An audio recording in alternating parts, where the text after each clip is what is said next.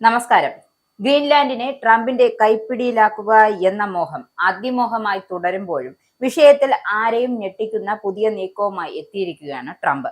ഗ്രീൻലാൻഡിനെ ഉൾപ്പെടുത്തി പുതിയ ഭൂപടം പങ്കുവച്ചിരിക്കുകയാണ് US president Donald Trump. Arctic ദ്വീപിനെയും കാനഡയെയും വെനിസ്വേലയെയും അമേരിക്കൻ പ്രദേശങ്ങളായി കാണിച്ച് നാറ്റോ സഖ്യകക്ഷികളെ പരിഹസിക്കുന്ന ചിത്രമാണ് ട്രംപ് പങ്കുവച്ചത്. French president Emmanuel Macron, Italian പ്രധാനമന്ത്രി ജോർജിയ മെലോണിയ, ബ്രിട്ടീഷ് പ്രധാനമന്ത്രി കെയർ സ്റ്റാമർ, യൂറോപ്യൻ കമ്മീഷൻ അധ്യക്ഷ ഉർസുല വോൺ ഡെർ തുടങ്ങിയവരെ ഓവൽ ഓഫീസിൽ ഇരിക്കുന്നതായും അതിന്റെ പശ്ചാത്തലത്തിൽ പുതുക്കിയ ഒരു ഭൂപടം വീക്ഷിക്കുന്നതുമാണ് ചിത്രം. അതായത് ഈ ട്രംപ് പങ്കുവെച്ച ചിത്രം. മറ്റൊരു പോസ്റ്റിലാകട്ടെ ട്രംപ് മറ്റൊരു ചിത്രം കൂടി പങ്കുവച്ചിട്ടുണ്ട്.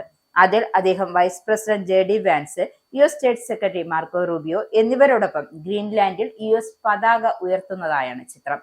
നേരത്തെ ഗ്രീൻലാൻഡ് വിഷയത്തിൽ യൂറോപ്യൻ യൂണിയൻ വലിയ എതിർപ്പ് കാണിക്കില്ലെന്ന് ട്രംപ് അവകാശപ്പെട്ടിരുന്നു.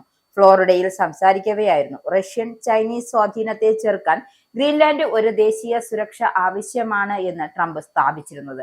ഡെൻമാർക്കിന് പ്രതിരോധ ശേഷിയില്ല എന്നായിരുന്നു ട്രംപിന്റെ അവകാശവാദം. എന്തായാലും കഴിഞ്ഞ വർഷം പ്രസിഡന്റ് പദവിയിലേക്ക് തിരിച്ചെത്തിയതിനു ശേഷം ഗ്രീൻലാൻഡിനെ ഒരു US പ്രദേശമാക്കാൻ ട്രംപ് ശ്രമിച്ചിരുന്നു. വെനിസ്വേലൻ പ്രസിഡന്റ് നിക്കോളാസ് മദൂറോയെ പിടികൂടിയതിനു ശേഷമാണ് അദ്ദേഹം ഈ ആവശ്യം വീണ്ടും ശക്തമാക്കിയത്.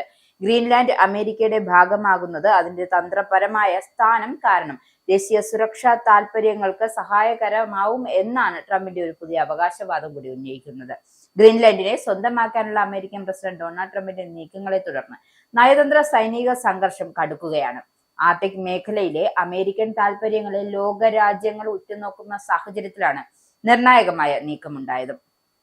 മുമ്പ് ടൂൾ എയർബേസ് എന്നറിയപ്പെടുന്ന ഫിറ്റുഫിക്കിലേക്ക് ഉടൻ വിമാനങ്ങൾ എത്തിക്കുമെന്നതും North American aerospace defence commander വ്യക്തമാക്കിയിട്ടുണ്ട്. വടക്കേ അമേരിക്കയുടെ പ്രതിരോധത്തിനായുള്ള പതിവ് പ്രവർത്തനങ്ങളുടെ ഭാഗമായി ഇത് എന്നാണ് യുഎസിന്റെ വിശദീകരണവും.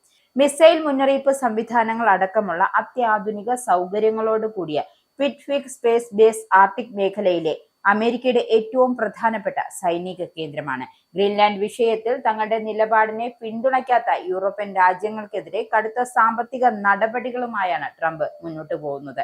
ഡെൻമാർക്ക്, നോർവേ, സ്വീഡൻ, ഫ്രാൻസ് തുടങ്ങിയ രാജ്യങ്ങളിൽ നിന്നും ഇറക്കുമതിക്കുമേൽ കനത്ത തീരുവ ചുമത്തുമെന്നാണ് ട്രംപിന്റെ ഭീഷണി. ഫെബ്രുവരി 1 മുതൽ 10% താരിഫ് ഏർപ്പെടുത്തും. ജൂണിൽ ഇത് 25% ഉയർത്താനാണ് ട്രംപിന്റെ തീരുമാനം.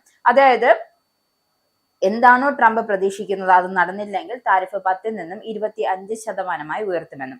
അമേരിക്കയുടെ നീക്കങ്ങൾക്കിടെ ഡെൻമാർക്കും ഗ്രീൻലാൻഡിലും സൈനിക സാന്നിധ്യം ശക്തമാക്കിയിട്ടുണ്ട്.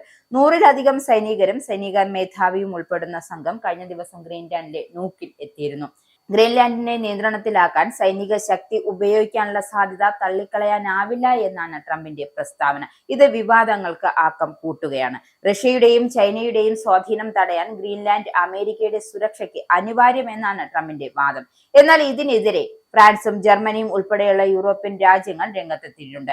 അമേരിക്കയുടെ ഭീഷണികൾക്കെതിരെ ശക്തമായ യൂറോപ്യൻ പ്രതികരണം വേണമെന്നാണ് ഈ രാജ്യങ്ങൾ ആവശ്യപ്പെടുന്നത്.